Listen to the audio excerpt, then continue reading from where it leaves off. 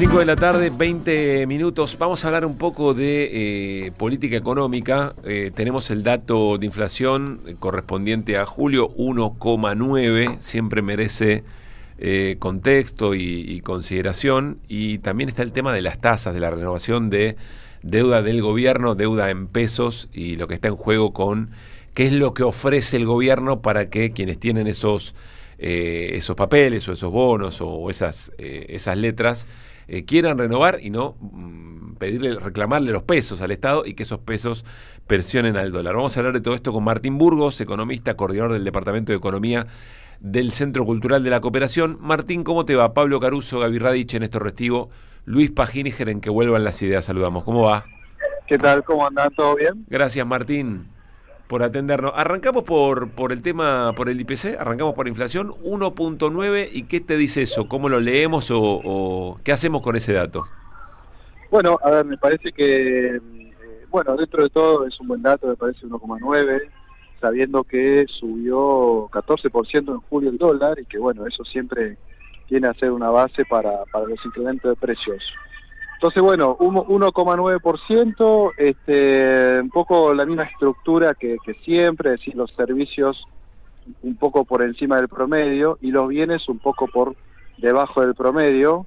Ahí yo creo que lo que hay que empezar a llamar la atención es el tema de alimentos, ¿no? Alimentos 1,9%, de lo mismo que el promedio, pero generalmente venía creciendo por debajo del promedio. Sí. Y eso es importante porque alimentos es clave para después definir lo que es la medición de la pobreza.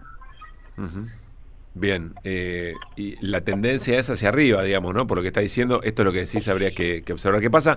Y una pregunta que sumo, que es la disparada final o por lo menos los días de mucha volatilidad del dólar. Eso fue agosto, ¿no? Fueron los primeros días de agosto, si no me equivoco. Fue fines de julio, principio de agosto, fue cuando hubo más un descontrol, digamos, con las tasas, con el dólar. Sí.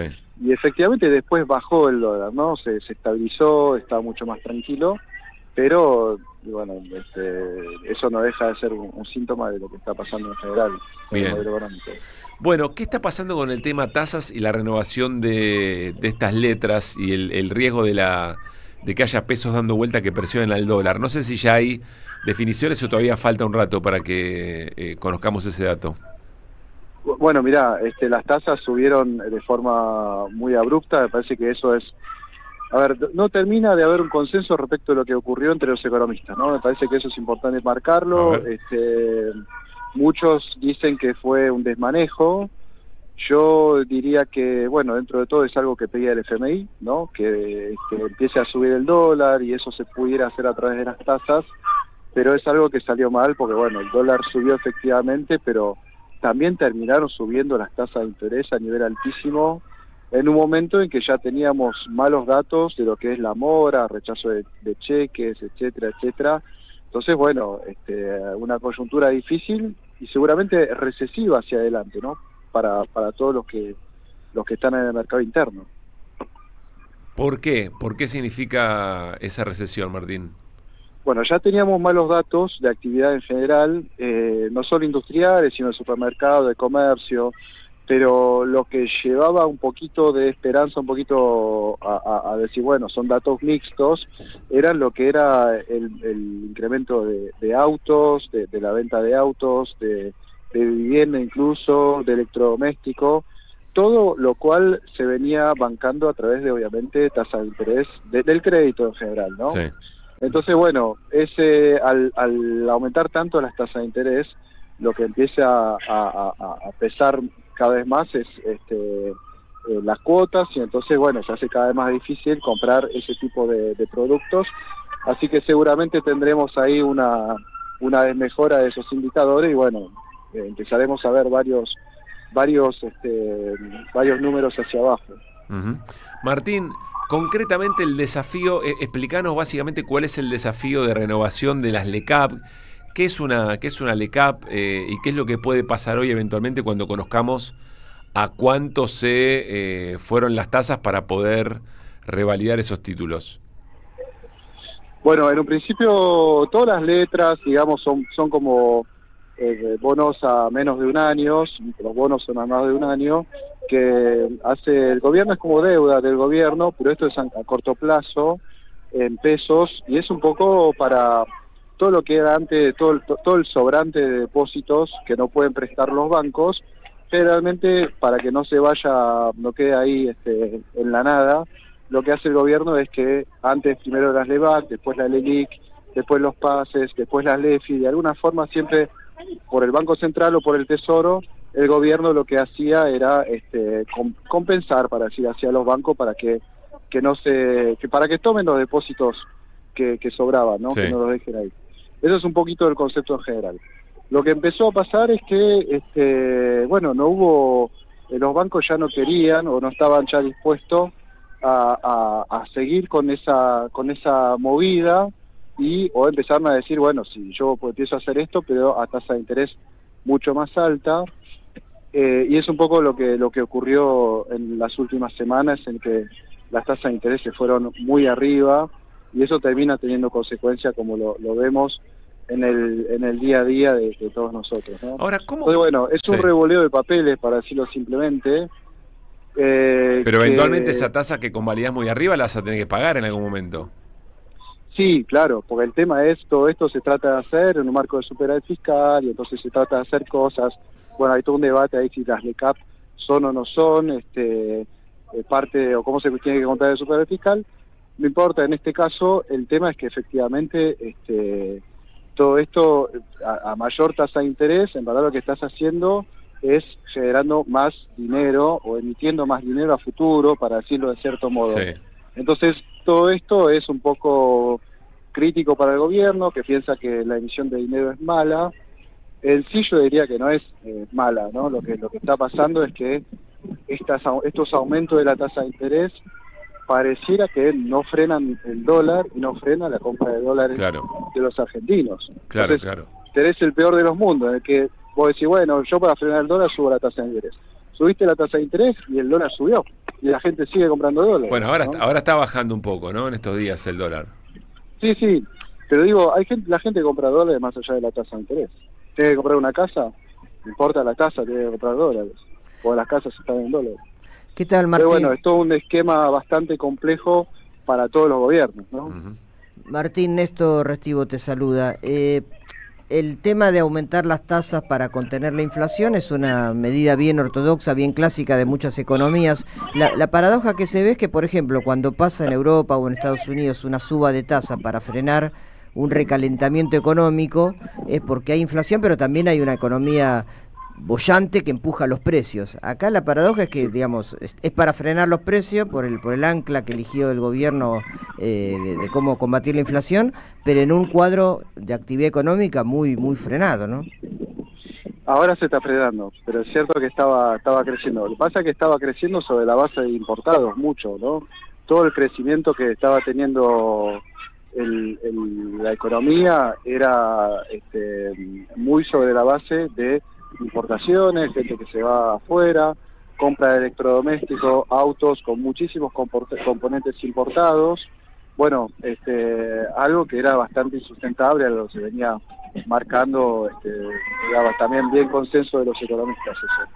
Después me parece que lo que está pasando es que simplemente se están quedando sin dólares, están viendo que hay dificultades de ese lado.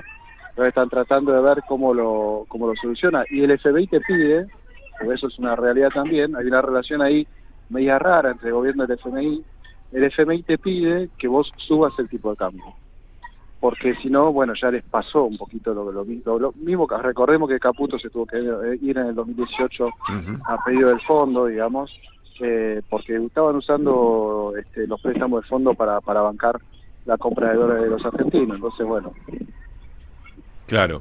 Martín, te hago una respecto de esta dinámica de proponer siempre, ofrecer tasas más altas para que sea atractivo seguir roleando la deuda y no aparezcan los pesos que presionan contra el dólar. Pero que lo repita tanto, pero solamente estoy tratando de pensar en audiencias que van tratando de seguir un poco algo que es a veces bastante técnico. Esto ya ocurrió y apareció el tema del reperfilamiento en su momento. ¿Hay alguna manera de resolver esto sin que sea reestructurar esa deuda? Porque un vocero paralelo del gobierno en las últimas horas dijo que iba o que presagiaba una suerte de reestructuración voluntaria de estos bonos o de esta deuda en pesos. ¿Cómo se sale de esto saludablemente? O si la ves, si hay posibilidad de salir de esto saludablemente y no con una reestructuración.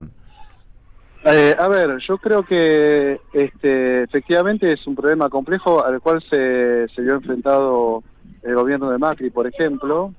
Si vos tenés la posibilidad de que los argentinos compren dólares, o sea, el cepo, si no tenés cepo, digamos, Sí. Es cierto que hay un tema en que vos decís, bueno, yo les ofrezco tasa de interés para que no se vayan al dólar, lo que pasa es que la tasa de interés se empieza a volver cada vez más elevada.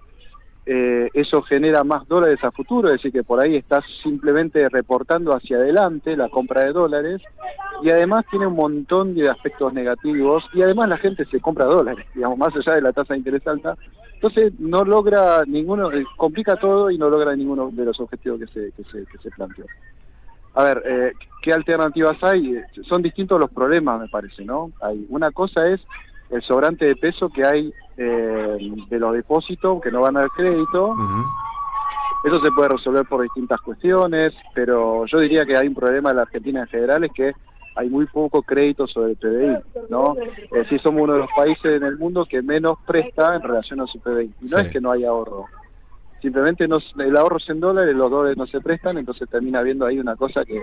Entonces, todo esto tiene que ver muchísimo con lo que siempre se dice el bimonetarismo. Claro. Es algo que hasta ahora no encontró solución, la tasa de interés no lo soluciona. Lo único que solución para que no se vayan los dólares hasta ahora fue el cepo, pero el cepo te hace perder elecciones, genera otros problemas. Bueno, la verdad que es yo creo uno de los problemas estructurales de Argentina. Yo te diría, es un poco heredero de la forma en que estabilizamos durante la convertibilidad. Estabilizamos dejando que la gente compre todo lo que quiera, con caja de ahorro en dólares. Bueno. Con lo cual, perdón por lo molesto de la opinión, pero mientras no se resuelva la cuestión de fondo, y se me escapa, debe haber un montón de teorías sobre cómo mejorar la cantidad de dólares disponibles que tiene una economía como la Argentina, con esa característica de bimonetarismo, etcétera, pero mientras tanto no se resuelva, hay una herramienta que me imagino es muy interesante y hay que utilizarla bien, hay que afinarla bien, pero que es la administración del tipo de la compra de divisa extranjera, o sea, el cepo. Claro, sí, y siempre terminamos así. Yo creo que este gobierno va a terminar así también, porque al no haber, o sea, ahí ya entró en un... A ver, hay un tema respecto, ahí nos metemos un poco con los dólares, ¿no? Al entrarte a pedirle préstamo al FMI, el FMI es como acreedor privilegiado, eso hace que todo el resto de los bonos pasen al final de la cola, como que entró, viste, uno que tiene prioridad sobre los demás para cobrar ante un default. Todo eso hace que bajar el riesgo país sea aún más complicado, porque el riesgo país baja si vos no tenés problema con el FMI, pero ir al FMI es como ir al hospital. Si vas al hospital no vas a tener un carnet de salud, digamos, bueno, sino que, bueno, fuiste al hospital, bueno, tenés un problema, estás yendo seguido, evidentemente tenés un problema. Entonces, el riesgo país es un poco eso, es como está tu salud, tu chequeo, bueno, si chequeo la siempre mal, o está yendo al hospital cada 3, 4 años. Claro. Entonces, bueno, la verdad que... Igual, Martín, en el hospital te curan, en el hospital te curan. Claro. ¿Qué tal, Luis? En el hospital te curan y en el Fondo Monetario te enferman. Y no te piden que te esclavices después cuando salís, eventualmente. Claro, pero digamos, para el que tiene que calificar el riesgo, es un problema que vos estés ahí en el FMI. Claro, es como el que te califica la salud. Hay una relación media rara todo esto, ¿no? No, igual yo quería puntualizar esto, es decir, ¿cómo es la batalla cultural que una política, que una herramienta de política económica como es la administración del tipo de cambio, mal llamado cepo, termina siendo tan deslegitimado y tan identificado con algo malo que no la podés utilizar? Y yo, a los que aman hacer comparaciones con la economía familiar, que entiendo que es un desastre pensar un país como una economía familiar, pero si vos tenés algo, un recurso muy estratégico, muy importante, y es escaso, lo administrás. Claro, ¿Qué vas a hacer? Mientras resolvés de qué manera conseguís más. Exacto, me parece que es exactamente eso. El caso en que funciona la casita, digamos, lo más ingreso e egreso que en la casita, es cuando hablamos en términos de Argentina y en términos de reservas. Si vos tenés más egresos que ingresos, tenés un problema, que es un poco lo que pasaba al gobierno. Cosa que no es así cuando hablamos del Estado, ¿no? Pero bueno, eso es otra cuestión. Bien. El tema es que, bueno, para no hacerla larga, evidentemente es un embrollo todo esto. Lo más grave me parece es que muchos economistas, yo estuve en la reunión de los 60 economistas peronistas, por ejemplo, del PJ Nacional, hace un par de meses atrás, el gran consenso de los economistas heterodoxos es que el cepo es malo. Entonces fíjate hasta dónde llega la batalla cultural, y que el superávit fiscal es bastante bueno. Entonces, bueno, un temón, el que acabas de traer es un temón. Ayer hablé con un economista a que yo quiero mucho, respeto mucho, y estamos conversando efectivamente sobre estas cuestiones, ¿no? Me imagino que es el mismo grupo en el cual dicen lo que Milei hizo se tenía que hacer. Y ese ajuste se tenía que hacer de alguna manera, y eventualmente una cosa es la estabilización económica, y después veremos el plan económico, pero la estabilización fue exitosa. Y melodías parecidas. Bueno, sí, a ver, yo creo que igualmente está claro que lo que se hizo en el gobierno de Alberto Fernández, más allá de todo lo que ocurrió, pandemia, sequía y todo eso, hay que revisarlo. Y cuando vos hablás con los economistas del campo popular, primero, generalmente son los mismos que fueron funcionarios, y segundo, harían lo mismo que hicieron, ¿sí? Entonces, básicamente estamos en un problema, y eso, obviamente, para llevarlo después a la sociedad, cuando lo hablo un poco con la militancia, no pueden entender lo que está pasando. Están muy decepcionados con todo eso. Martín, gran abrazo. Retomemos eso pronto, y si querés venite un ratito a Piso y charlemos en qué están pensando los economistas heterodoxos del campo nacional y popular respecto de todo lo que pasa. Me parece un temón. Dale. Abrazo grande, 5:38. Deja tu mensaje en nuestra línea.